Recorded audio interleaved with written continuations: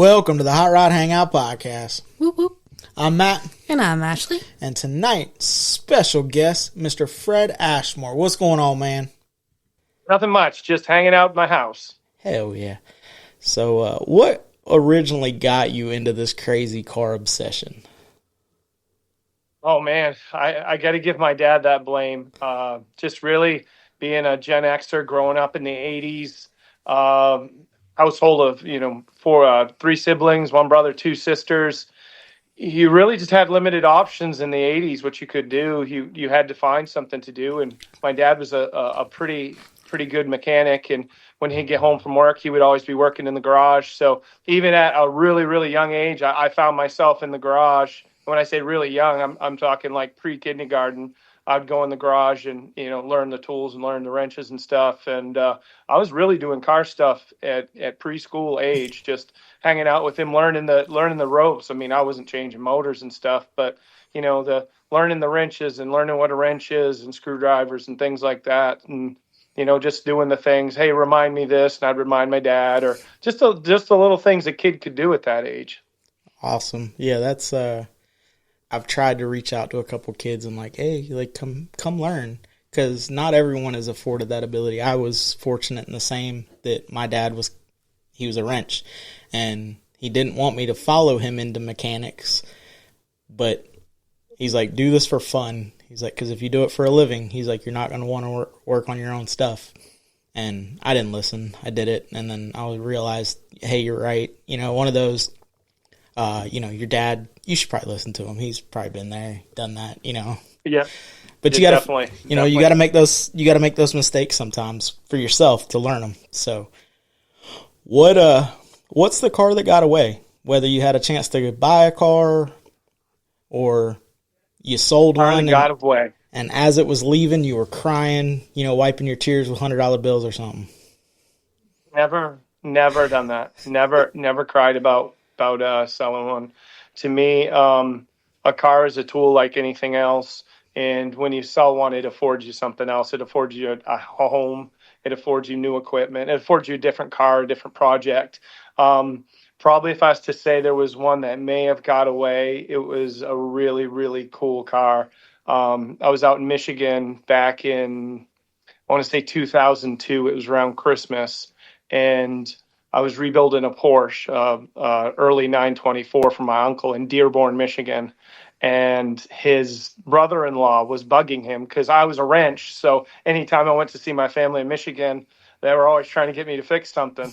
So his brother-in-law kept bugging him, and he's like, hey, can your nephew by chance come over and take a look at this car? He goes, I can't get it running, and I want to sell it.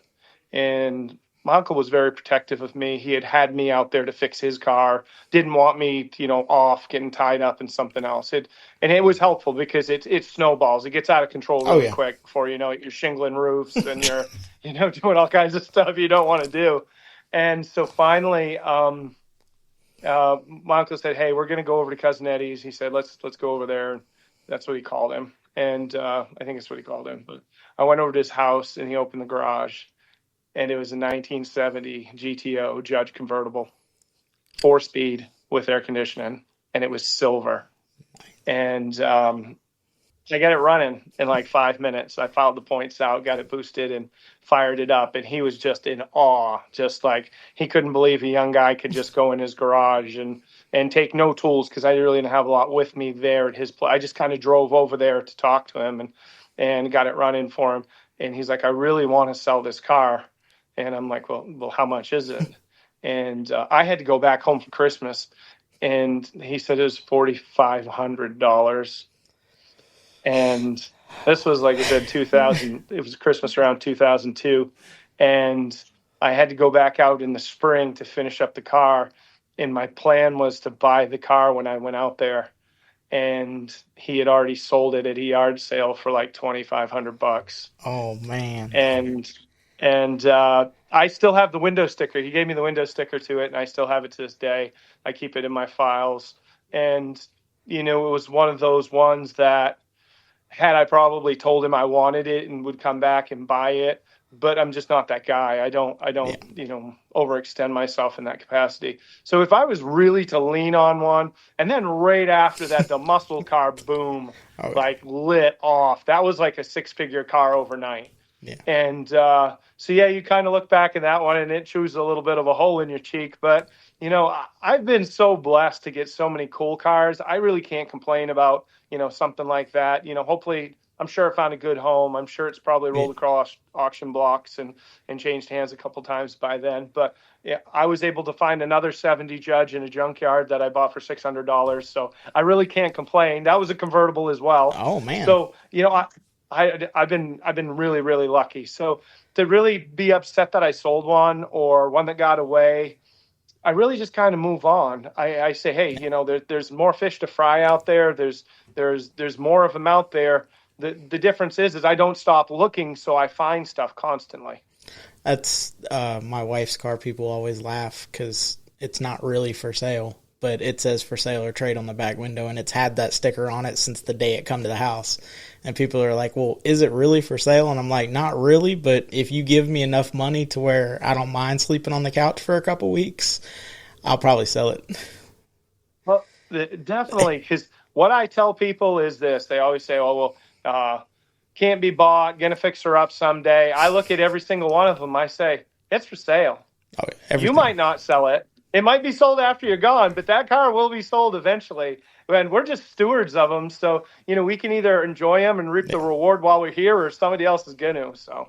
Well, and even those not for sale cars, I mean, you put enough, the first number doesn't matter. It's the amount of zeros after it. I mean, every car is purchasable. It's just, is it worth it to the buyer that's looking at it? Well, yes and no. I mean, I have a car that you can't buy off me. And the reason you can't buy it off me is because, first of all, it's not worth anything. And so to me, it was my first vehicle. So I still have my first. One thing, when I used to go to work with my dad on Saturdays, when I was that little tyke, that little 4 or 5 year old, I'd ride in with him on Saturdays to go to work. They'd have coffee break at 9, and we'd always get an Egg McMuffin. And I would sit there with the guys, and they'd drink coffee, and they'd all tell stories, good, bad, or otherwise. But they always told me when I was a boy, always keep your first vehicle. If you don't, you'll regret it.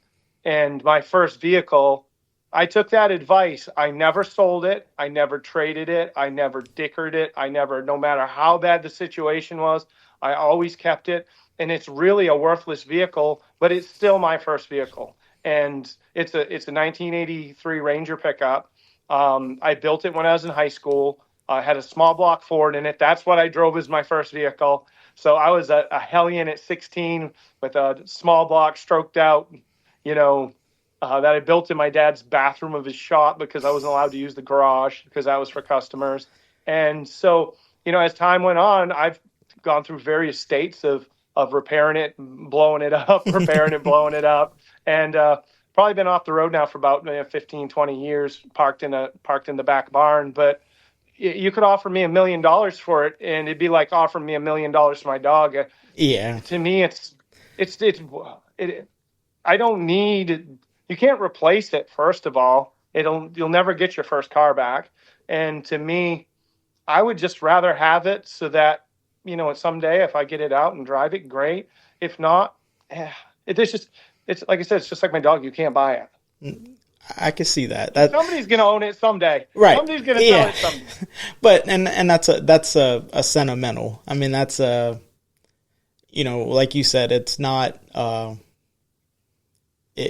It has way more value to you than somebody's willing to pay, and exactly. That's what it comes down to. I mean, that's we have a big show down here where we're from, Turkey Rod Run, and I watched a guy that built it was a fat fender Ford, I think it was the Pepsi truck he did. So he did a Pepsi Blue, had the old school Pepsi cooler trailer and like all this, and I'll never get rid of it. And we were rolling into Turkey Rod Run, and a guy walked up to him and was like, "How much is it?" And he's like, "It ain't for sale."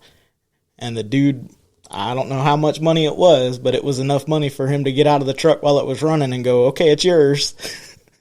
And and that's the cars that we deal with. we build weird stuff. We like to kind of push the envelope. Different, my Model A has air ride on the front end, and I'm hiding it.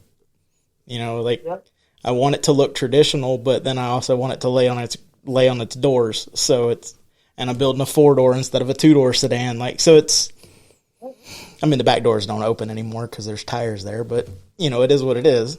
Yeah, I know what you mean. But, her car, it's got an S10 5-speed in it. It's a little 54 original paint car. So it's got blemishes and knock on wood, it's stupid reliable for what it is.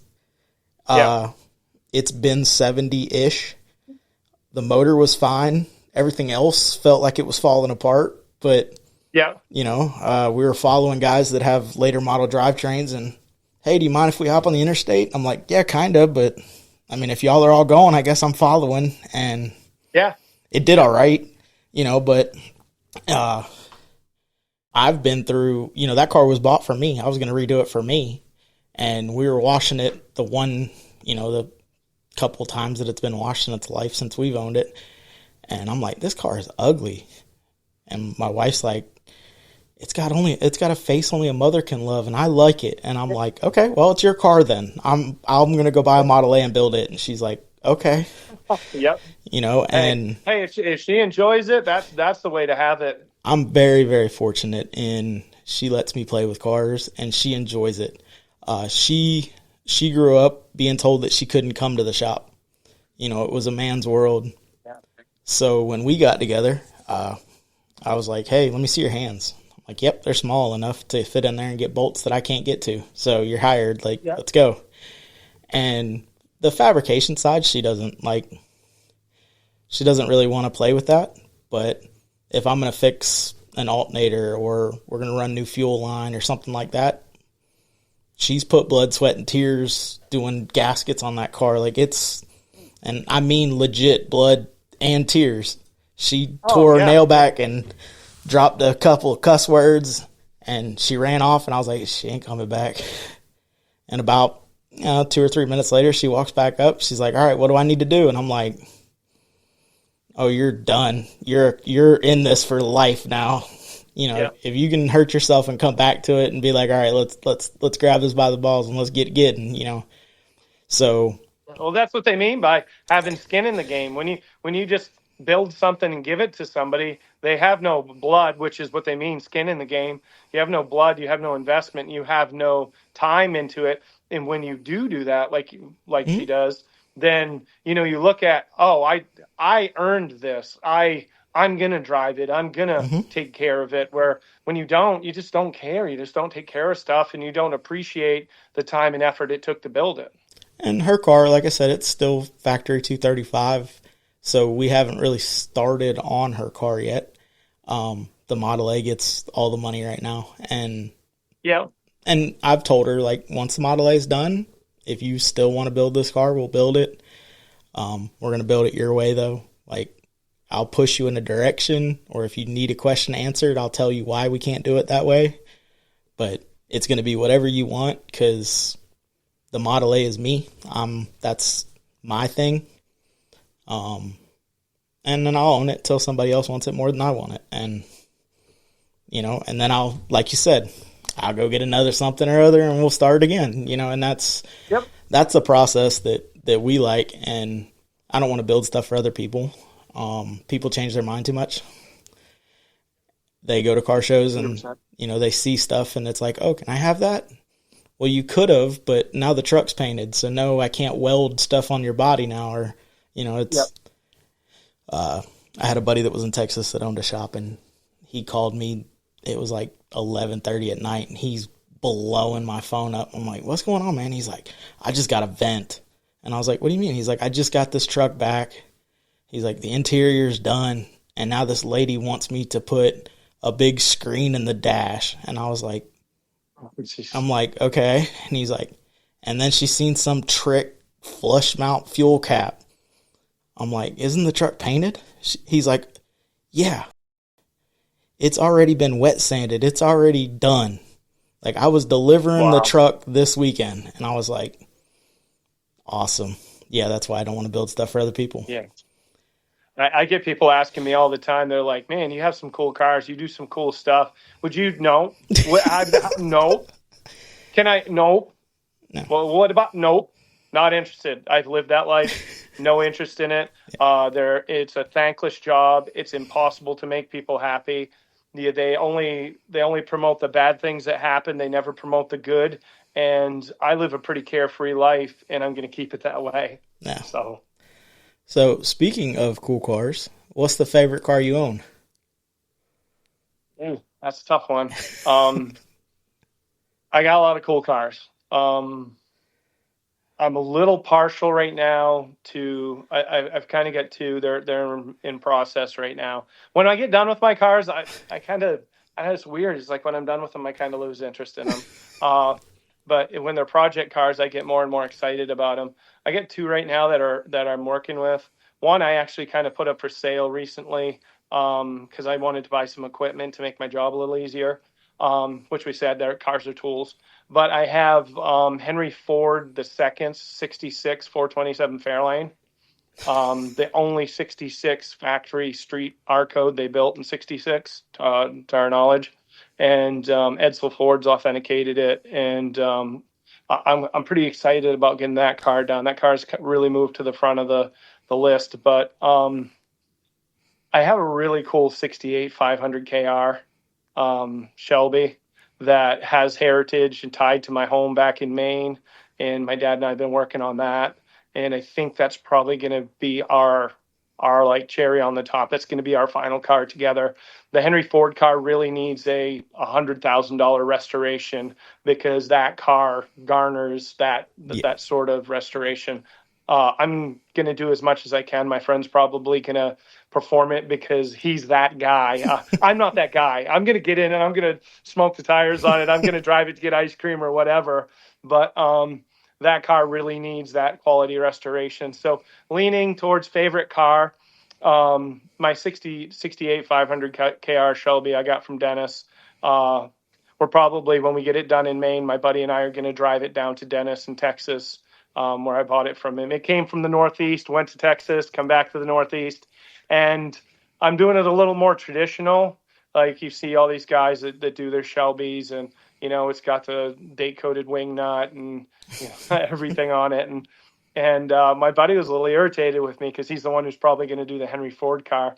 And I can't say he's irritated. He just, at first, he does MCA gold cars. Okay. He does world-class restorations. That's why he's doing the Henry Ford car. And I told him, I said, when I get the Shelby done, it's going to be different. And he's like, well, what do you mean different? He goes, you got all the parts. You've got everything to do it. And I was like, yeah, but I'm not putting 15-inch steel wheels on it. He goes, what? I said, probably going to have some 8-inch slots on the back. It's going to have 4-inch slots on the front. And it's going to have thrush side pipes. And he's like, you're shitting me, right? I'm like, no. That's how I remember those cars. Yeah. That's how I remember them. I don't remember them with these pickup truck looking hubcaps on them and, 6-inch wide tires. I remember them, shackled up in the back. Mine's not going to be shackled up. It's going to have bigs and smalls on it like they did back in the 70s when I saw them. And it's going to be a driver. It has, I got a 427 side oiler for it. So it'll be mild though. I want to be able to drive it. So it's not going to have like tunnel port heads and a bunch of nonsense. It'll have the standard 427 heads on it and it'll be put together. It'll be a nice driver. And I don't care. I don't intend on selling the car. If somebody down the road wants to, I have the steel wheels for it. I have the hubcaps for it. They can take the thrush side pipes off. I don't care. But to me, I remember these cars a certain way. And that to me, that's probably my favorite one right now. The Shelby 500 is probably right up there. That's what we always say with cars is, it's the identifiable, you pull into a gas station and a little old lady or a little old man comes over and, oh, is that a 54? Yeah. Oh, I took my wife to ice cream on our first date in a 54 and, or hearing stories of, oh, my grandpa had one or, my dad had one in the back of the farm and we learned how to drive 3 on a tree on it. And, we drove it all over the farm. And it's like, oh, that's awesome. Those are because cars, there's so many different, especially now, back in the 70s, you had like 4-wheel choices. And now you can put whatever style wheel that you can imagine. If they don't make it, you can get one custom cut, and it's for us, build the car the way you want it. It's only got to make. We had a guest on a couple weeks back, and he said something, and it stuck with me. You got to make that 11-year-old kid inside you happy. It's And I had asked him a question, and that's what he said. He goes, "I'm just trying to appease the 11-year-old little kid that was excited to see diesel smoke and burnouts." And I was like, "Yeah, that's it. Like, we're all just giant kids that started with a Hot Wheel and worked our way up to more expensive Hot Wheels." And the other part about like my Shelby is when I saw Dennis rescue the car, it had thrush side pipes on it, but it had the steel wheels on it, and I was like, man, this car was cool back in the day. And really, I'm kind of giving its identity back because all I can picture is that lime gold metallic, so wheels slightly turned a little bit, kind of at a 3/4 angle with, bigs on the back, smalls on the front, tires lightly turned, thrush side pipes, the snake emblem on the side, not the snake emblem on the car, but like in the background or whatever. But that's how I remember those cars. And that, like you said, when those cars were popular, I was probably, anywhere from born to 9, 10 years old. There wasn't a lot of them around where I was, but when you did see a fastback Mustang or a Mach 1 or a Camaro or an El Camino or whatever, a Cuda, they always were jacked up a little bit. And you're like, man, that thing looks so cool. And that's really where I want to be with the Shelby. There's enough of them out there that are restored. And when I get done with it, there's probably be a market for people that'll appreciate not a concourse car, a Shelby they can go drive, they can go, get in and go, shift the 4-speed or do whatever. But to me, that's probably my top tier right now is my favorite car. That's cool. I look forward to seeing that done. So, well, I do too. Yeah, that's my Model A has been forward and backwards and forward and backwards, and we're finally on the going forward for the last time. But good. And so the reason that me and you connected was because you had made a post about something very awesome that you did. And since then, I've heard of other awesome stuff that you've done in that world. So, oh, jeez.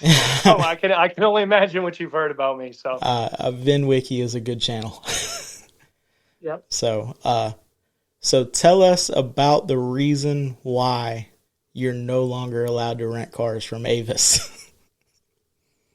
Oh, well, honestly, VinWiki has a lot to do with it, but I was involved with a group of people that did the Cannonball regularly. We just call it the Cannonball. It's like saying Google, driving coast to coast. And I was involved in a bunch of races. And originally, I had bought a brand new Scat Pack Charger right when COVID hit. And I was going back to Gulf Shores to pick up the Scat Pack Charger. And I had told the people in the community that I built a refueling. I had remote refueling so I could refuel it going down the road, and told them all what I was doing and told them what I was going to do, how I was going to do it. And I was going to disguise it as a cop car. And lo and behold, on my way home I was filming Battle on the Beach season 1 down in Gulf Shores, and it got canceled. And that's when I bought the Charger because I'm like, I'll work on this car, get it ready to go. And on my way home, I got a phone call, and I was told that the people involved in the group knew what I was up to, and if they could find out when I was doing my run, they were going to call the police on me. And I was irate. Like, irate. That meant I couldn't use any sort of spotters, any sort of people involved with the community or anything else. The guy who told me is a very credible individual, pretty famous guy. He just told me he couldn't tell me who it was. Well, it just kind of created this cancer of, you can't ask one person, because if they tell the wrong person, Then cat gets out of the bag, I'm going to jail. So I was pissed. I was headed to Oklahoma with my camper on back. I was supposed to go back to Gulf Shores, pick up my Scat Pack, and I called them on the way home and I canceled it. And I started regrouping. And I was working with my brother, and we were watching traffic patterns in the cities and trying to figure out what are we going to do it in. And I got thinking about it, and I was like, well, I only have to have one seat. And what could I have? Because I thought about doing a Hellcat originally, and the fuel mileage was just terrible. It just was absolutely terrible. And so that's why I bought the Scat Pack. And I really couldn't find a Scat Pack that you could rent. So I said it would be perfect to do a Mustang, because I'm a Mustang guy. And so I made a reservation with Hertz, got everything lined up, and I made a reservation with Hertz, went to go pick up the Mustang. They didn't have it. It wasn't there. And I turned around and I walked down, and the silver Mustang was sitting there at Avis.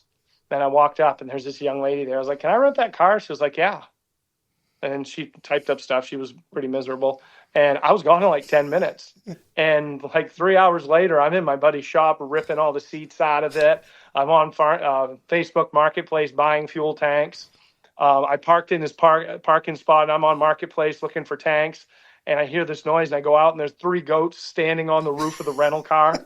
And I'm like beside myself, because I don't want to scream at them, but you can't, because they're going to dent the crap out of the roof. So we get it in, we get it all tore apart. And I put, so total fuel, we had 130 gallons of fuel on board. So the passenger seat came out. There was a 30 plus fuel cell sitting in the passenger seat. I took the back seat out. There was another tank in my back seat. And in the way back was the tank from my Cobra that I ran the event in.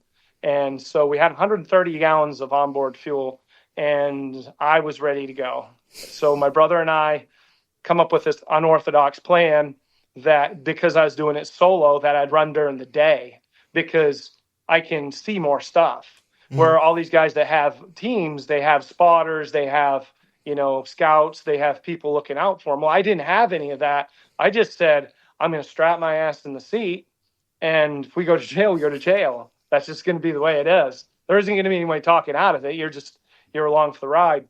So the important part was I was going to race the sun across the country. So the longer and faster I drove, the more daylight I had to look for animals, to look for cops, to look for, debris in the road and things like that. So I decided sunrise, I was getting up and I was getting after it. And that's what we did. So we headed out of New York, and we laid a strip. I mean, I don't know if there's a documented time faster from New York to Tulsa. I don't know, but I think it was stupid. It was like 12 hours and 30 minutes. I mean, we were getting it done. And I'd set the cruise on 150. I'd set the cruise at 125. I believe it was 125. It's as high as it could go in the car.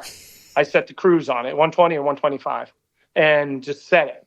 And I would use the gas pedal. I would let off the gas pedal to maneuver. So if I got lazy, I wasn't looking down and like all of a sudden going 75 or something.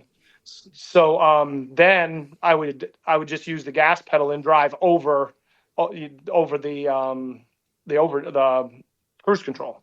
So I would have it right flat out as fast as I could, as long as I could, and just, there's a couple times, I probably did some nefarious maneuvers that I probably shouldn't have, but there's water under the bridge now.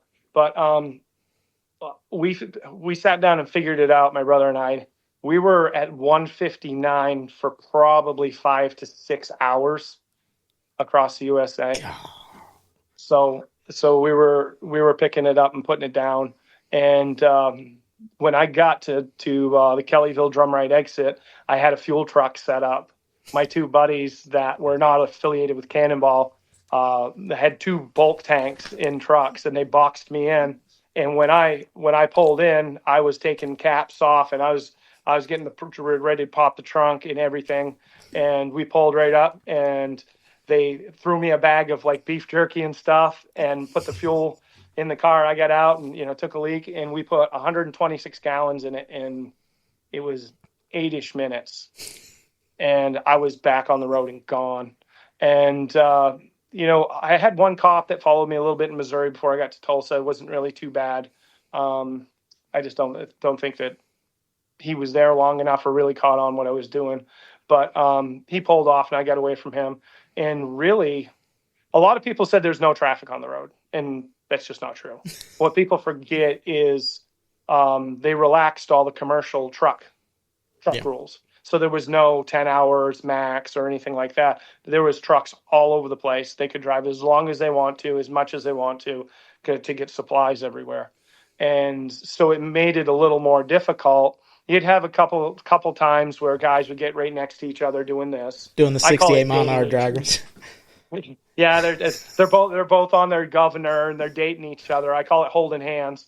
And so when I built the car, I put a light bar across the front of it and a little stub antenna on the back of it. So if one of those trucks saw me go by, I looked like a pursuit car, because a lot of the Mustangs are used as pursuit cars. So I had a light bar on the front of it, and if I'd get up, I'd flash it a couple times at them. It was just a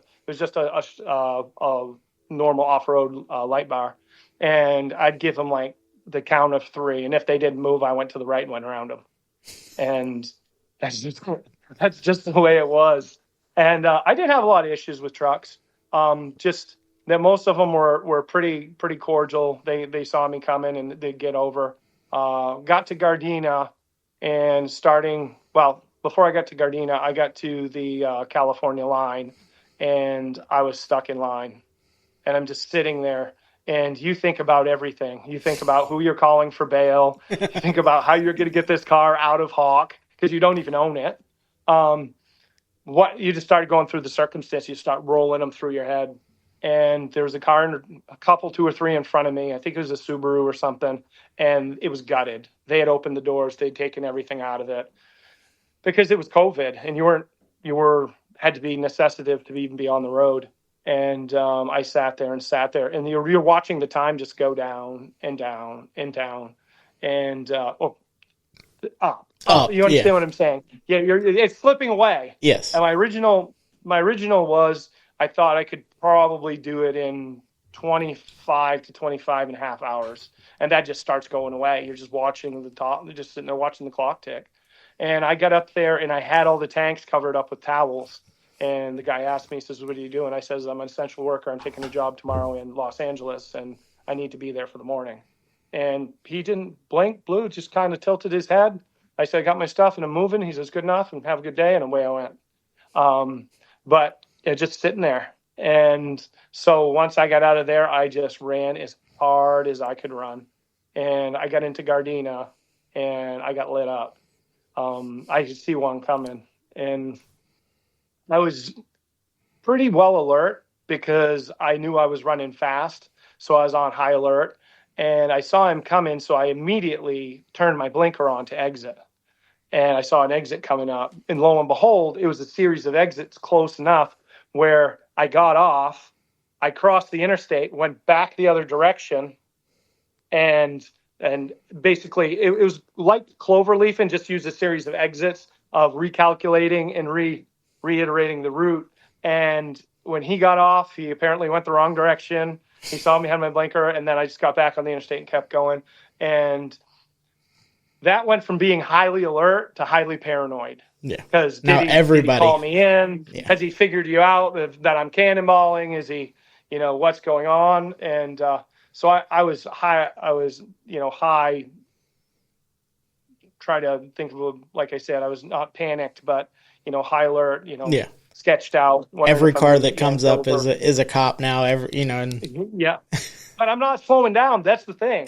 I'm not slowing down. I'm going for it because, like anybody that's ever done this before, that's got in the car with me, I give them the same spiel. And if they ask about the police, I say, I plan on going to jail.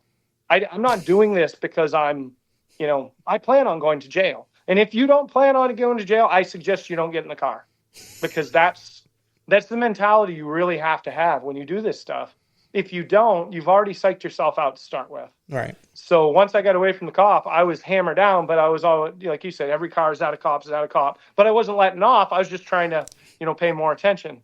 So I got in there it was foggy. Pulled in, and it was 25 hours and 55 minutes. And I grabbed all my pictures and grabbed all my stuff. And one of the caretakers came out and saw me at the gate. And I was kind of like, man, I got to get out of here before he calls the cops, because it's California and they're terrible. They're like, they don't want anybody around. Some of the people that had done it before, the cops had gotten called and stuff. So I grabbed all my photos. I pulled over by the crab shack, ripped off the few things that were noticeable that would stick out for a silver Mustang. Yeah. I think I left the light bar, but I threw the antenna in the back. I pulled the jammers off the front of it, stuck those in the back, and stuck them in the back, pushed them in the grill, and just got out of there and just headed back. And my dad had flown into Tulsa that night, and he didn't know. So I didn't tell anybody, because the beauty of the rental car was, if I didn't break the record, then so be it. Turn the rental car in, go home, whatever. And so my dad flew in to do the Bandit Run. So I was driving back through the night to get back to Tulsa, because we had to leave for the Bandit Run the next day. So I got back and I called my dad, and he's like, yeah, I'm ready. I went, stopped at my house, grabbed my Super Duty, drove to Tulsa, picked him up. He's like, where's this real hot Mustang you're supposed to have? And I called my brother, and my brother told him, and he kind of teared up a little bit, and he just sat there with this blank look on his face. I was waiting for him to call me an idiot or whatever, and he just kind of grinned and smiled, and he just said, only you. He said, only you. And he says, now what about this Mustang? I said, well, it's full of fuel tanks, and I really don't want the guys at the Bandit Run knowing because they're cannonball guys, that I just broke the cannonball record. Oh. So we went to the house, tore all the tanks out of the car, tore them all out. And then we headed to Atlanta and smashed the Smokey and the Bandit record 3 days later. Same car, same rental agreement. And so then we turned around and came back, and I tried to buy the car, because I was like, man, this car, it means something now. To me. And yeah, I did it with my dad. I broke a record with my dad. I broke another record. This is a car I should keep. And there was a little sticker in the window that said, buy this car. So I called and called and called and called and called, and they wouldn't return my call. And finally I got a hold of them. They're like, oh, yeah, we'll sell you the car. And they called us back, and they're like, car's already sold. I'm like, shoot. Oh, well. Well, before I turned the car in, I had signed everything in underneath the back of the mat. So, yeah, not only did I tear the car all apart, I tore the mats up and wrote all over the floor pans of it, and then put it back together. And turned the car back in. Didn't think I'd ever see it again. And when my brother and I got talking about it, and we said, regardless with the cannonball community, that they couldn't be involved in it because of what had taken place. I think it's in our best interest to put this out there. That way, anything that's questionable can be verified. They can do anything they want to do. They can go back, they can check this, check whatever. I said, if I don't, and we say in 5-6 years when the statute of limitations are up, or whatever, the real limitations, which it's another story, but nobody's ever going to believe it. And I said, so we need to let's put a little olive branch out in the community and see what's said. And I showed a picture of the tanks in the car, and all of a sudden my phone started going ding, ding, ding, ding. Everybody wanted to know what I was up to, and I had said, well, it's already done. And they were like, what? I was like, it's all done, it's all over with. And they're like, no way. I was like, yeah. And so I showed them my stuff, and they're like, you got to be kidding me. And that's when Road and Track got a hold of me, and Ed got a hold of me. And so before I flew down and released all the information, I did a Google search for the VIN on the car, and I found the car for sale on a dealer lot down in Louisiana. And I called up and I was able to secure the car and buy the car before the information got released. And so we flew down to Ed's, and Ed says, I don't want to put this out until, you got the car secured. I was like, the car's secured. I just got to go pick it up. He's like, okay. And I took my evidence down there. I took my brother. I let him look over everything. And he really wasn't interested. He really didn't want to look at anything. He goes, I just don't want to be compelled to testify. Now, the difference between me doing my run and the group runs is there's no plausible deniability as to who was driving. Right. So if they catch you on a speeding camera going 160, then, they can say, well, prove I was driving. There's 3 of us in the car. Prove who was driving. Well, I can't do that because I'm the only one in the car. You're it. Yeah, I'm it. So he was just, he looked at his stuff. He said everything looked good. And he's like, I'm good. And, I showed him everything. He was happy. And then he released it. And it was like wildfire. It was absolute ignorance. And the dealership called me and they were pissed because one of the photos I had submitted my photos to both of them and had the license plate covered on it. Well, somebody went back to the Bandit Run and found the car with the Texas tags on it and ran the VIN. Then they Googled the VIN and found out it was for sale in Louisiana. And people were calling the dealership trying to buy the car. So they were mad. They didn't want to sell me the car. They were pissed I didn't tell them why I wanted the car or anything else. Long story short, my buddy flew up to Oklahoma, picked me up, and we flew down in his plane, and he dropped me off, and we went and picked up the car, and I was able to get it and drive it home. But then I was filming a movie down in Georgia a few months later with my good friend Dave Simpson, and I had to fly back to Oklahoma. So just being me, I have to like rub that salt in the wound.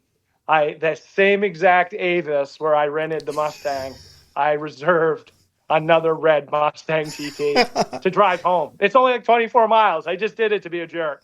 And I got to the counter and I walk up and said, Fred Ashmore reservation, red Mustang.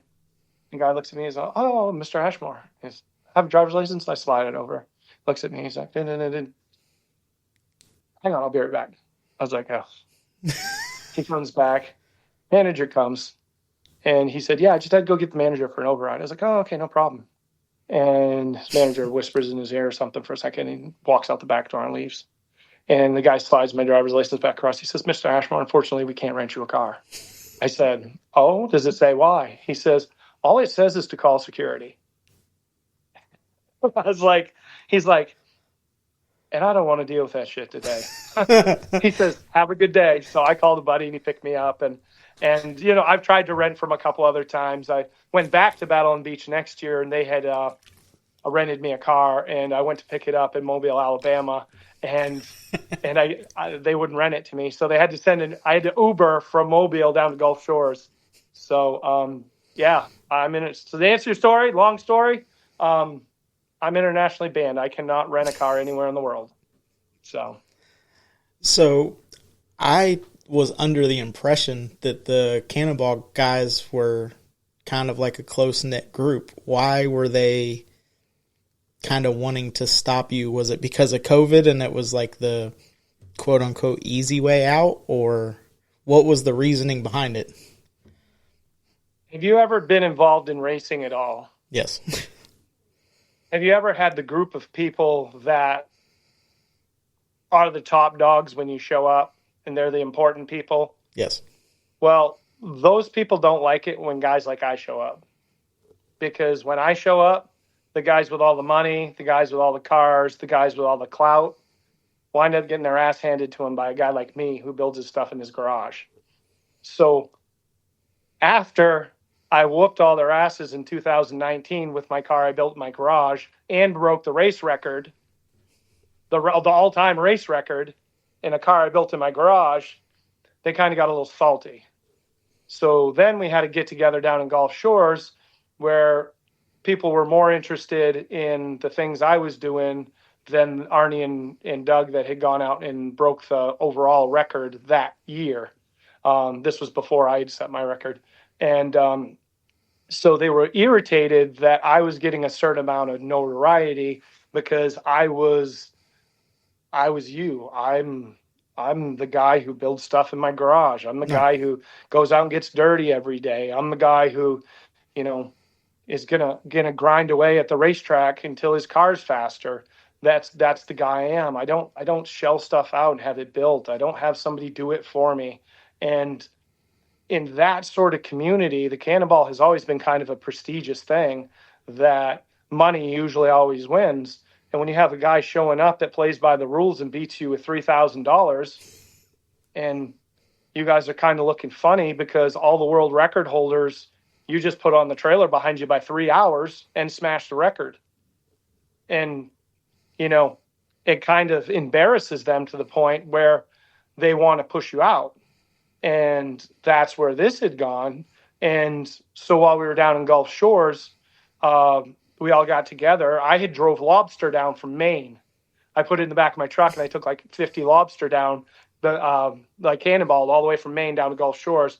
I had 50 or 100 lobster in a cooler. They had to be there so they wouldn't die. So I drove down. Everybody's like pumped up about the lobster and stuff. And they're just a big group of them were ho-hum. They were just like irritated. And so we went to go on the go-karts the next day. And so now we got 30, 40 cannonballers out on go-karts.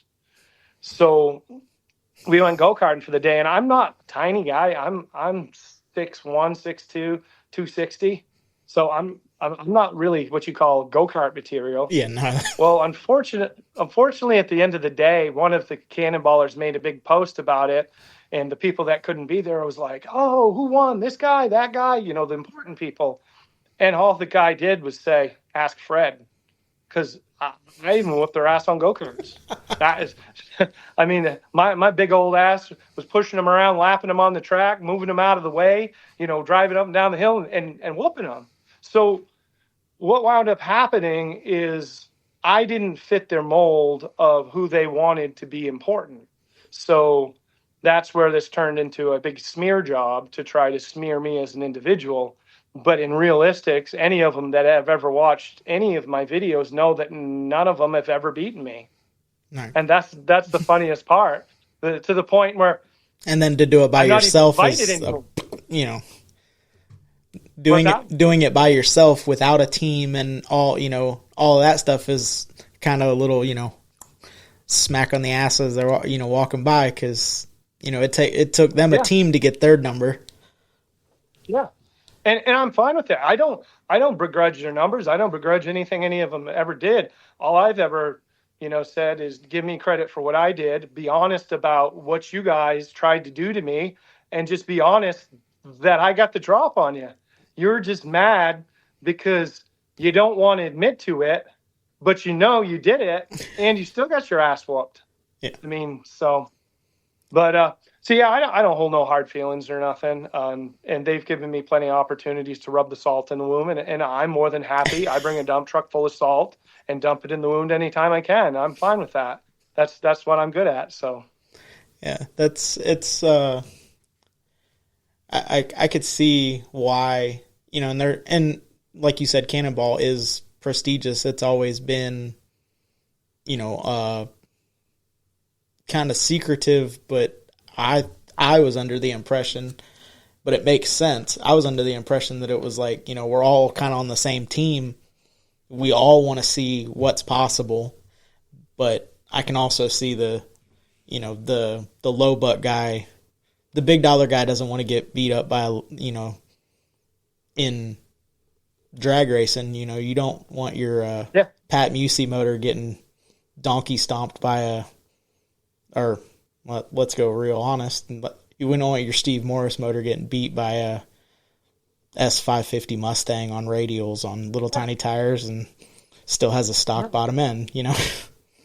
Yeah, exactly. Brett LaSalle running 6.0s. That's ridiculous, by the way. Yeah. And it's crazy. You picked a cool car to do it in. And it's I've seen some of the other cannonballers, and like the cars were cool, and but all of them kind of go weird too. You know, like there was like the original Cannonball was weird cars, the ambulance and all of that stuff. So you know I have an ambulance, right? No, you have an ambulance? Yeah, I've raced the ambulance. Oh, are you? So there was that's part of the salt in the wound is my Cannonball ambulance. Do I not? Are you the one that has the ambulance? Like, are you the one? I am. I did not know that. The only one who's ever done it across the USA. There is another ambulance out there that claims to be the ambulance that never made it. I did not know that. Yes. And that in itself was another story with some more salt in the wound. Okay. Because a gentleman that decided to smear me had spent $160,000 building a Cannonball ambulance and kept trying to go break the curse of the Cannonball ambulance. And I stopped by one day to help him, tell him how to fix his fuel on his thing, on his van, his ambulance, and he didn't listen to me. So he went out and listened to somebody else, and it broke down again. Well, when he decided he was going to jump on the smear train and smear me, I decided I'd crush his dreams. So I went out, and in 30 days, sorry, not 60, I don't want to church it up here. 30 days, I bought and built an identical Cannonball ambulance replica, drove to New York, and was the first one ever to go across the USA, coast to coast, in a Cannonball ambulance and we did 39 hours and 16 minutes. So I'm the first ever, so the rest of them are irrelevant at this point. So okay. So now his $160,000 ambulance is just a paperweight. Awesome. The salt in the wound is that he was sponsored by Holly to break the curse. And while he was at the Holly Fest in Louisville, Kentucky, I was driving across the USA, breaking the curse in the Cannonball ambulance. Nice. So I'm that guy. I'm totally that guy. I'll play fair until you don't play fair with me anymore, and then I'll break all your hearts. So not only are you known in the Cannonball world, you also have other racing accolades, don't you? Oh, possibly. So I have a few. Was there some Top Fuel racing or something that I heard? Yep. Used to know Nostalgia Top Fuel race. Started doing that when I was in my 20s. Raced all over the USA. Just another chapter in my life, and put that one behind me. And I stock car raced. I've been upside down. I've been on fire. I've won.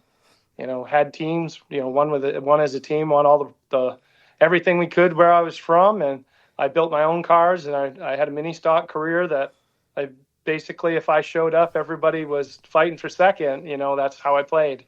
I played to win. That's the only way I play. I had some great battles with some great guys. Met a lot of great people across the country. I've been very fortunate in racing and stuff.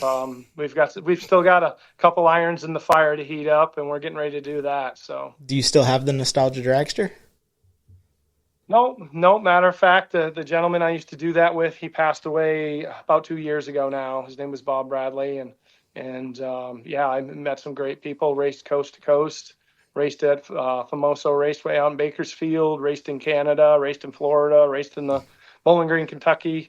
Anywhere there was a race that they let us in, we went. So, are you familiar with Randy Jackson with the Gasser Garage? I know of him. I'm not going to say I don't know him. Like a lot of times, somebody will say somebody's name, and I'll be like, I don't know if I know him or not. And then I'll run into him, and I'll be like, hey, Randy, what's going on? And then realize that's who you're talking about. So he actually, his girlfriend has a 53 Chevy, and he towed his vintage chassis research replica dragster with her 53. So she lives in Oklahoma. She drove to Missouri, hooked up to a homemade trailer with his dragster, and towed it to our car show in Ocala, Florida. Nice. Going across the bridge in Louisiana, the cross member fell out of the car, so the trailer hit the ground. He stopped at Lowe's, screwed 2 4x4s around the crossmember, got it to the show. Don Garlitz actually signed his dash like 6 years ago at Lions, and it was at Don Garlitz's Drag Race Museum, our show was. So, 1, it was awesome that they'd come that far. 2, it was awesome to see Don Garlitz and a guy that I met because of this riding around on his golf cart looking at cars together. Yep. So it was just, that's awesome, And Zach Parks with Wire Customs and stuff like that, they do the vintage drag race, and Chuck with Cheater Slick and all that. That's why I was asking. I was like, hey, there's vintage drag races coming around. Well, have you ever looked at my Racing Days photos? I haven't. You should look, because I helped Don one weekend at his down in Ocala, Florida. We used to take the dragster over there and fire it up before we'd take it to Orlando Speed World. Because Bob, my buddy, lived in Wildwood or Fruitland Park right there. Yeah. I might know him then, because we're a little south of Wildwood. Oh, yeah. Yeah. So we used to go over to Don's, and I'd take the dragster. So if you go to my Racing Days photo, you'll see me next to Big Daddy's old trailer working on the fueler there. Awesome. And I helped him that weekend do some stuff to get ready for Winter Nationals or Gator Nationals in 03. But yeah, there's pictures of me in his shop and working, and there's pictures of me and him with his special. Have you ever seen his special Dodge Dakota that Dodge built for him? Yes. That says Big Daddy on the tailgate. Yep. So I was there. I have a picture with me when I was 24, 25 years old, when he had just got it. And Don's a great guy, amazing guy. Yeah. What a steward of racing. We went up. An awesome individual. We went up to sign. My wife had never been to the museum. I had been probably 10, 15 years ago. And we had went up to sign the paperwork to do our show there. And we went in, signed the paperwork or whatever, looking at, okay, this is where we need to set up everything. And there's the Golden Corral, or not the Golden Corral, the Cracker Barrel's right there. So I was like, well, you hungry? She's like, yeah. So we swing in there, and I'm sitting there, and I'm like, that dude looks like Don Garlitz sitting right there. And I'm like, maybe, I don't know. Because the museum had said he wasn't around. And I was like, oh, okay. So, we're sitting there, and I'm like, and I told my wife, I said, I think that's Don Garlitz sitting there. And she's like, no, it can't be. And I'm like, I'm pretty sure it is. But I don't want to be the guy that interrupts breakfast, for a random. And I definitely don't want to interrupt Big Daddy Don Garlitz eating breakfast. So we're walking out, and his Dakota's sitting there, and I was like, it freaking was. So no, he's really cool. He was really nice to me. Like I said, I was just a young guy. I had fired up the dragster. I always did everything on it. I'd rebuild the motor in between runs and stuff. And he come over to me, and he said, he was just really polite. He says, it's really nice to see somebody that actually knows how to run these properly. He said, I wasn't sure when I first heard about you guys coming over. He said, but to see you take the time, a young guy that's interested. And he says, it's good to see that you guys are still doing this stuff. And that's when he had asked me about helping him out for a little bit. And if I could have, if my girlfriend hadn't flown down at the time, I would have probably stayed down there and helped him the rest of the year. But it just wasn't in the cards. But really nice guy. I got to meet his mom and go into the other museum on the other side. So, and he says, you're welcome back here anytime you ever need anything. Just come in. Remind me who you are, and love to see you back. So great guy, Don Garlitz, just an amazing guy. Well, January 3rd of 2026, if you ain't got nothing going on, you can come on down to the 26 hangout. It's at the museum. You never know with me. You never know. That's probably the most elusive thing about me, is you never know where I'm going to be. I have people always say, where's Fred? Where's Waldo? Because one day they'll be like, hey, what are you up to? I'll be like, I'm at Bowling Green, going through a swap meet. And do you want this intake? Yeah, sure. I'll take it. And the next day I'll be gassing up in my hometown back in Maine, and they'll be like, I thought you were just in Kentucky. And I was like, yeah, I had to come home. Had to get home. I had to get home. I had stuff to do. So speaking of being all over the place, what's a show or event that you try to make every year? An event I try to make every year. There's one in particular, and it's become a tradition for me and a really good friend. I have a really good friend in Maine that does the Mustangs. His name's Emery Pratt, and him and I every year take anywhere from 50 to 100 lobsters, and we head to Carlisle Ford every year. And we eat like pigs. We bring lobster for all our friends: Ed Myers, Nate Jones, George Hoosman, all the Ford guys, Matt and Jen. All those guys come up, and we just eat lobsters like idiots and try to sell some stuff and laugh and tell jokes and be idiots. And that's what I do every year. I usually take some stuff to sell. If I'm on my way to Maine, I might have a cool car on the trailer. I'll put it in one of the swap meet spots. But I've met so many great people there over the years. But everybody always asks, they always like, I always hear about this lobster, the Carlisle. Do you know anything about it? And I was like, yeah, I'm kind of responsible because I'll go to Maine when I'm in Maine. I will go to the pier in the morning and I'll take it right out of the ocean and I'll drive it right to Pennsylvania and then we'll cook it that night. And I'm talking like 60, 80, 100 lobsters just laid out on the ground and people just eating like it's Golden Corral in there. So Yeah, Carlisle is they one of the usually bring shows that we the want to try to Yingling make. and the moonshine. Yeah, What's that? Carlisle is on, one of the lists that we want to make. Yep. You know, we've only been doing this like a little over a year now, and Yep. so that's kind of the reason. Well, part of the reason why we started it was to be able to go out to some of these shows that aren't readily available to normal people like us. You know, there's not a lot of time that you can take off to go to, take Oh, yep. a week off to go to Carlisle or, Yep. and that was kind of the YouTube, we're like, we'll do show coverage so you can see what the show looks like. So Yep. if like Turkey Rod Run, if you've never been to Turkey Rod Run, you might be like, well, is it really worth missing Thanksgiving dinner with my family to go to a swap meet? Well, yes, It is. You should watch the video. It is, definitely. Yep.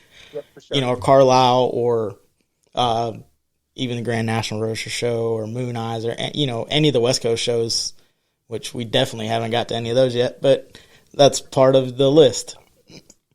So speaking of things that we haven't done, is there a show or event that you've never been to that you'd like to go to?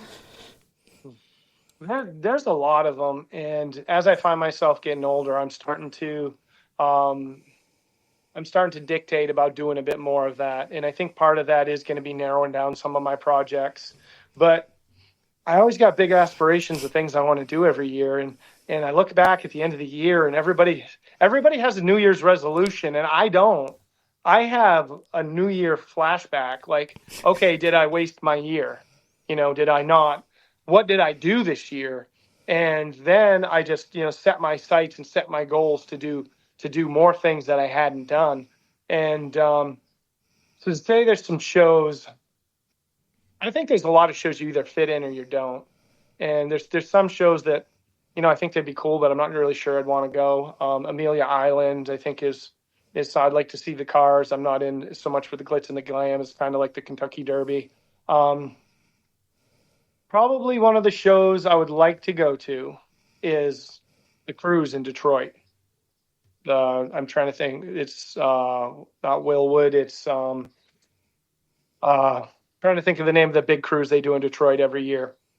I don't think I'm familiar. Is it during Autorama?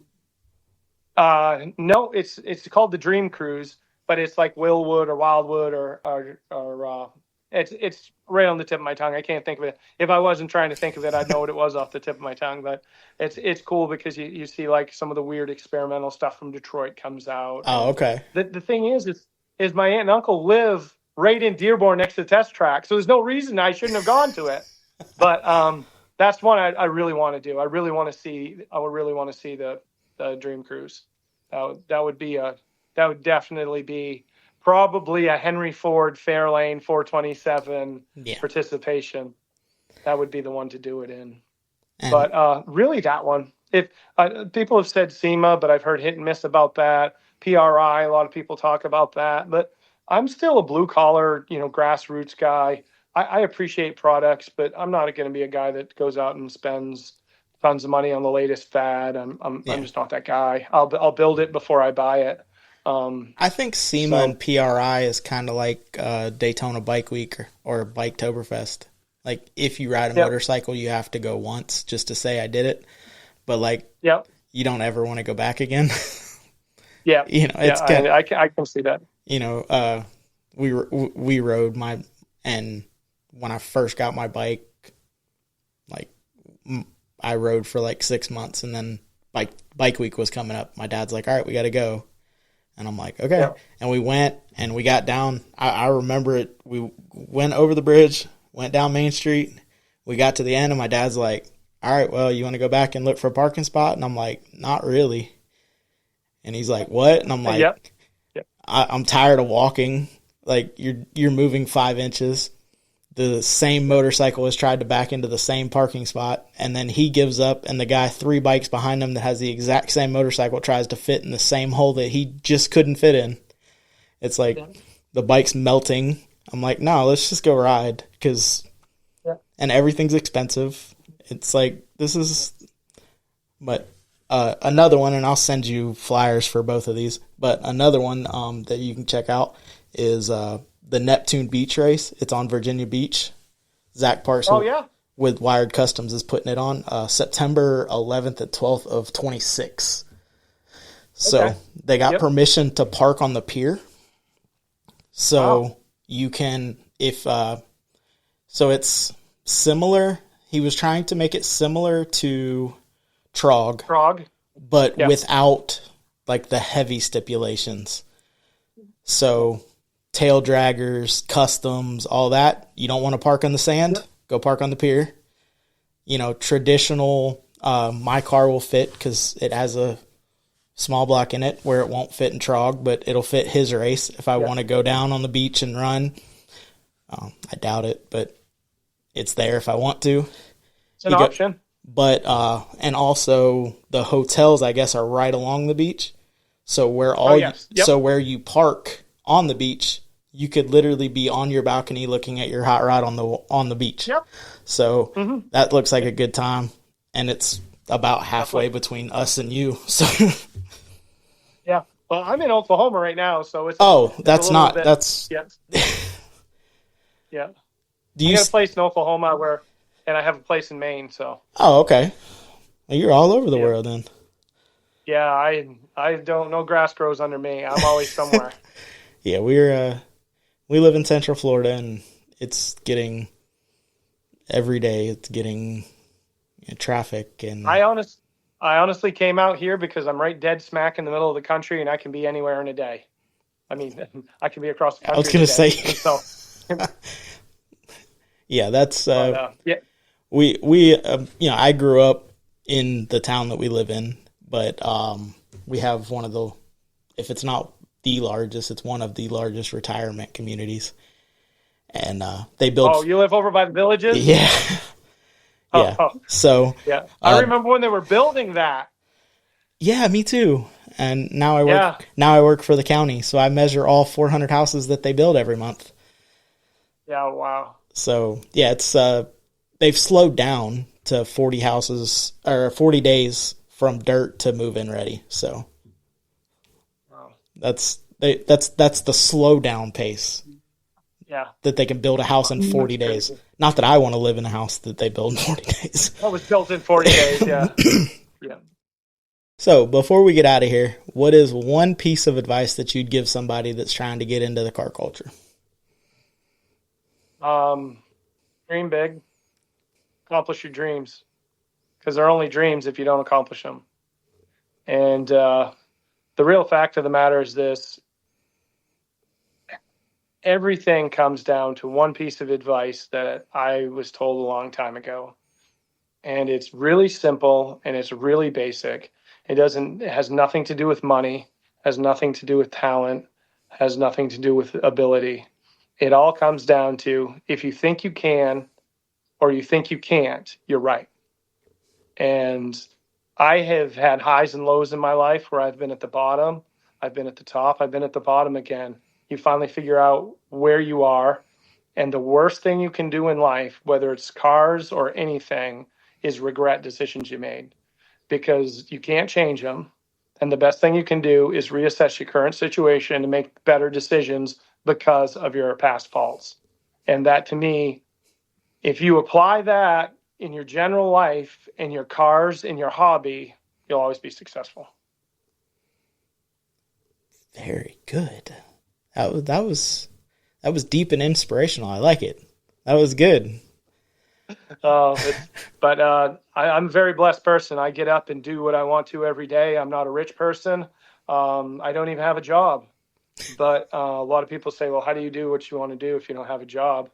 I've been involved in cars long enough where I have figured out a way to exist and enjoy life and enjoy every car I've ever wanted. And I'm not rich. I just figure it out every day. If you get up every day and somebody's already figured it out for you, like you're going to show up for the county and you're going to work 8 hours today and you're going to pump sewers, guess what? That's what you're going to do. Now, if you get up every day and you say, I've got to make X amount of dollars to pay this bill, that bill, the other, you're going to figure it out. And so each day you are figuring yourself out. Yep. And when you use that as a mindset, you can accomplish anything. But as long as you fall into the narrative of going by certain parameters, you're always going to be within the parameters. You got to be comfortable getting outside that box. You got to be comfortable getting up one day and saying, I don't want to do this anymore. I want to do what I want to do and accomplish my goals in life. And I can't do that living by somebody else's parameters. And I'm in the it's process a scary life. I'm in the process of trying to work on that. Yeah. And I'm a huge success person, meaning that not so much that I'm successful, that I always promote my friend's success. I always want people around me to be successful, because guess what? If you hang around successful people and you promote successful people around you, you in turn become one of the successful people. Oh, it's the bad apple. Than, it's the bad apple. You hang out with you hang out with spoiled food, you become spoiled. You hang out with great, you become great. It weeds itself out. So many people will take the time to bash everybody and to bash their accomplishments and bash things to make themselves feel better, that they lose focus on their own goals. And that's why most of those people stop at one spot in their life and they don't move any further. And really, that's kind of where I was with the whole Cannonball community thing. Was I had accomplished my goals I wanted to, but I've moved on and I keep accomplishing more goals in my life. And, let the people that don't like me or have problems with me or whatever stay where they are, because they concentrate more on not liking me than they do being a better person. Yeah. And I think that's probably one of the biggest keys to my achieving the goals that I've achieved and putting more goals ahead of me that I'm achieving or going to do my best to achieve, is that the positive energy that even if somebody doesn't like you, hey, still commend their success, still be happy they're successful. Well, and there's no competition at the top. There's room for everyone to be as successful as they want to be, no matter what it is. Just because somebody has a cooler car, well, you could build a cooler car too. That doesn't, and that's why I don't like the typical car show. Like I don't want to go to a car show that has participation. I mean, top 30 trophies. I don't want that. We did a show and, are you going to have top 30 trophies? No. Why? Because you won't win. What do you mean? Yeah. I will pick, our best of show this year was a Cummins Swap 53 Meadowbrook. And we did it in 4 days. It was my buddy's wife's car, and New Year's Eve, the Cummins was still in a truck next to it. Yeah. And those are the best builds. We, on live, cut the firewall out, slid the motor in, and went, wow, it actually fits really good in here. Didn't even have to cut a whole lot of trans tunnel. And she drove it into our show. They trailered it up, but she drove it across the show field with a shoestring on the throttle. Wop, wop, And then this recent, he was like, hey, I'm going to put a throttle pedal in it. And she drove it, and it was like 10, 15 miles, but to a local show. Yep. And it's like, okay, that's what it's all about. Like, I don't want the guy that paid, yeah, your car's nice, but if there's 84 Mustangs or 84 Corvettes, and the only difference between all of them is wheels or color, I'm not giving you 30 trophies. I'm sorry. I want the guy that, like, it might not make it home, but he still drove it here. He drove it there. Yeah, he still drove it there. That's the people. There's a lot to be said for that. And that's why a lot of people have stopped going to shows, because the ingenuity is gone. They pay this shop, that shop, the other shop. They've got $150,000 in the $5,000 Bronco that it goes to leave the show and the battery's dead in it, and they don't even know how to open the hood. I mean, well, and not everybody's capable of building your stuff, and I understand that as well. But at least drive it, enjoy the car, and. Not saying that any of those guys that build America's Best Roadster cars or Riddlers or anything like that, I'm not taking anything away from those cars. They're absolutely beautiful. Yeah. They're just not me. And that's okay. There's so many avenues. There's so many avenues in the car world. Like, you can be that guy that has a 57 Chevy that's rotting in the backyard, and he can say, one day I'm going to fix it. And really, he's only keeping it so he can say, I have a 57 Chevy. Cool. Yep. All the way to the guy that has the $250,000 America's Best Roadster that opens up his garage door and goes, that's beautiful, and shuts the door again. I don't have $250,000, nor would I want to spend $250,000 on something I can't use. Exactly. Yep. But if that's how you choose to enjoy the car world, go for it. And I think that's probably one of the biggest things in the car world too. If I could give another piece of advice to people, is stop worrying about what everybody else builds. And I think I did a piece, a video that, car guys are assholes, and we are. And I think, it's a lot of what's hurt the hobby is that you have people that have ingrained in their head they want to put an LS in something. I'm fine with that. I'm a Ford guy. I don't care if it's an LS in a Fox body. I don't care if it's an LS in a Gremlin. I don't care if it's an LS in a Mopar. I don't care. If that's what you want to build and that's what you can afford to build and that's your dream car, it's no different than me wanting to put, 8-inch slots on the back of a 68 Shelby. It's no different. But there's no reason to bash that person if that's what that person can afford and that's that person's dream and that's what they want to do. Now, there's the flip side of that too. Let the person build their car. Let them enjoy the car. Promote them. Help them. But there's the other flip side of the asshole when, well, I put a 302, I put a Coyote engine in a 69 Camaro. What do all you Chevrolet guys think about that? That's just being an asshole. Yeah. I mean, if you want to do it for yourself, but to go around and stir hornets' nests because you think you're being cool, you're being funny, and you're probably never going to build it anyway, that's a huge deterrent. It's a huge turn off to the car community. I wish people would stop doing it. If you want to put a Coyote in your 69 Camaro, great, cool, awesome. Great, go enjoy it. Go do whatever. But don't come in car communities intentionally to start fights and start problems and start. Because what winds up happening is you create these issues in these forums where the guy who had a car in the garage that wanted to put an LS or put a Coyote in his Camaro is all of a sudden like, man, I don't want to be around these people. And he gives up on the hobby. He's just like, I don't want to be part of this, And I just think a lot of times guys need to learn to shut the hell up about other builds and let people enjoy them. And the people that are simply doing it for a reaction factor, need to grow up and cut it out because it's not funny and it's not cool. I mean, you want to do it, great. And there's a difference for doing it to be different and doing it to prove a point. My Model A, when I decided it was going to be built the way it's getting built now, that car is meant to pull into a traditional show and make traditional guys hate that car. Like that's why that car is being built with air ride.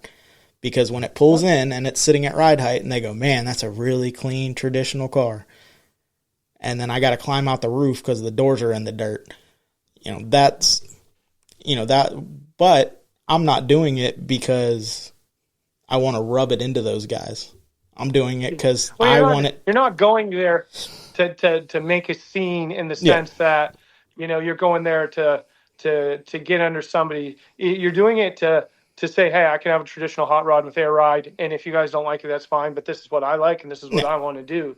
But it seems like on a daily basis we're popping into these forums and you got some guy that's trying to, grind salt into a community that, there's a Mustang community there. Be part of the Mustang community. That's already that already gets a bad rap because of everybody else. That's, the guy, and it's all people. I mean, you got the takeover people that I don't see that. Okay, why are you doing that? You have that's just dangerous. That's stupidity, and the squatted truck thing is another safety thing. I don't care if you put 28-inch rims on your truck and you run little tiny sidewall mud tires. I mean, that's not me, but I also have a truck on 20s and 40s. It has sidewall, but it's not if that's what you want to do, or the Honda guys, or the tuner guys, the WRX guys, I don't care what you do. Enjoy what you do, but let's not pick people's stuff apart. A good example of that is my dad has a 34 Ford pickup truck. It's got a small block in it, Chevrolet. And we took it somewhere, and everybody's like, oh, why doesn't it have a 32 grill? And Dad's like, because it's got a grill shell. Yeah. Oh, why doesn't it have this? Oh, because it has it. I drove it here. Like, it's there. It should have a flathead in it. It has a small block in it. I drove it here. Like, why does it matter? One, it's not your car. Yep. I'm not, if you want the 32 grill on a Model A, or you want this or you want that, go for it. But just because you want it doesn't mean I have to do it. And this car fell into that for a little while. I was like, oh, I'm just going to put it on a Bowling Brothers chassis and 32 grill shell and a small block, da-da-da-da. Yeah. And then I was like, wait a second. If I do that, then it's just going to look like everybody else's.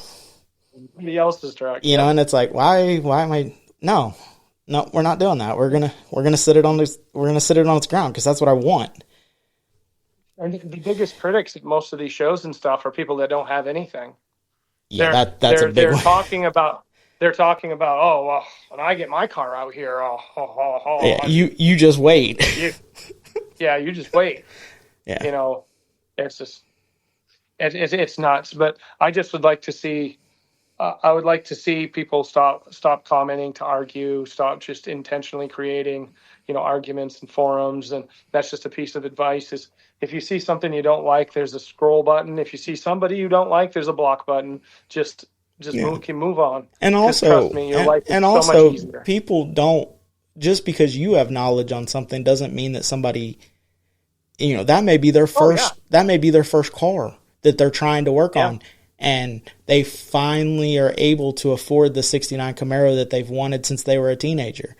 And they ask a simple, quote unquote, simple question, saying, something that's common knowledge for people that have been in the car world for any amount of time.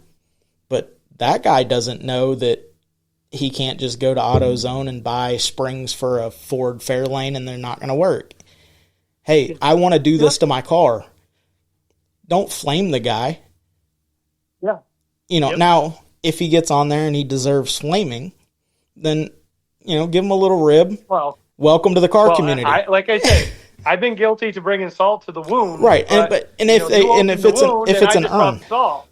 Right. Yeah. But if it's somebody that has a legit question, majority of these people are just trying to gain knowledge. And you don't know what's going on in their life at the time. Maybe this is the only thing that's keeping them going is this car, and you shit on it, And like you said, they say, well, why do I want to be friends with these people? Why do I want to be in this world? You know, and everyone has a place. I don't care. Again, I don't care what you drive. Yeah. You know, we did a cruise in and a Honda pulled up. Hey, this isn't what you, I'm like, dude, that's cool as shit. And he's like, what? I'm like, that's cool. Well, and he's telling me like, oh, he did coilovers and he did turbo. We all are doing the same stuff. It's all just different words. Mini truck guys body drop, mini truck guys body drop. We channel. Yep. We're all doing engine swaps. We're all doing suspension, whether it's lifted, lowered. We're all messing with our vehicles. We're all trying to make it reliable enough to get to the show or get to where we're going. Yeah. But we're in the end, we're all in it together, whether we like it or not. Ford, Chevy, Dodge, lifted, squatted, you know, chopped, channeled, dropped, you know, lifted, however you want to look at it. We're all in it together, and the only way to keep this community going is to, you know, bite our tongues a little bit more, give a little bit more on the other end. Don't always take from the community, give back if you can. Yeah. And if somebody gives bad information, try to correct them in a way that it doesn't seem derogatory, doesn't seem insulting, doesn't seem belittling. And, you know, I've had to find myself, I've been guilty of it. I mean, I can sit here and say that, but the difference is knowing that I've been guilty of it and trying to do better. Where some people just think they can go on this keyboard and throw up online, and that's that. Too bad you don't like it. Too bad. That's who I am. No, you're just being a jerk, and you should know it and you should address it, because it's in turn driving people away from what all of us love. All right, that was spoken good. So before we get out of here, is there anybody that you want to give a shout out to, say thank you to, or anything like that? Oh man, there's so many people in my life that have just been positive participants, willing, helping, and, you know, got me to the point of where I am. And I put my feet one step in front of the other, and I actually got myself here. But there's so many people I could thank, and most all of them know me and know they're my friends. My biggest shout out's always to my dad. I mean, he's still here. He's still out here in Oklahoma helping me get ready for the great race. And he's just a great guy in general. He gets up every day, even at 80 years old. And what can I do to help? What can I mess up that you can fix later on? Or he's just always trying to be there and support me and do the best he can for me. So I definitely wanted to do a shout out to my dad, and my mom is always right there beside him. If I ever need anything from my mom, she's always there. You know, late 70s, I can call her. Hey mom, can you look for this? Can you look for that? Just randomly. And she's just, those are the two people that I really have to thank the most. Beyond that, you know, I got a great brother and, you know, two sisters and a wife, and they'll I'd say support my nonsense, but I think most of them kind of step back and was like, well, what's he going to do next? And yeah, I've got some things to do next. Like I said, we're getting ready for the great race. I'm working on a Baja truck for the Baja 500. Hoping to do that, and I'll take support anywhere I can. If you ever want to come throw a wrench with me, come throw wrenches. We'll go chase some cars and have some fun, and we'll enjoy some lobster if we're in Maine, and if we're out west, we'll find a steak to eat somewhere. Awesome, man. All right, well, I appreciate you coming on, man, and we'll be in contact. I don't know when we'll get out to Oklahoma, but that lobster, I might take you up on it. Well, I might just come see you. All right. So, keep the lights on for me, and let's stay in touch, and I'd like to be able to make it to one of your events and one of your shows. Awesome, man.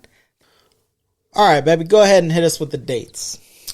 Well, we do have the Spring Fling Car Show, April 4th through the 6th, and that's going to be at Scooter Haven Country Club, and we will be there on Saturday, yes. For the Rat Rod Show and the Pinup Contest. Yes. All right, guys, make sure you go show Why Not Fab some love on Facebook, Instagram, and TikTok. And be sure to check out Throttle Addict and use the code word HOTROD for 15% off. Make sure you go show Johnny Jalopy some love, Facebook, YouTube, and JohnnyJalopy.com. Go get your hot rod art. Oh, yes. And go check out Low Income Clothing, Photos, Brahmagan Media, Father and Son, Living It Up. They're on Facebook and Instagram. Go check them out. Make sure you go check out Wrenching for the Future, Facebook, Instagram, and TikTok.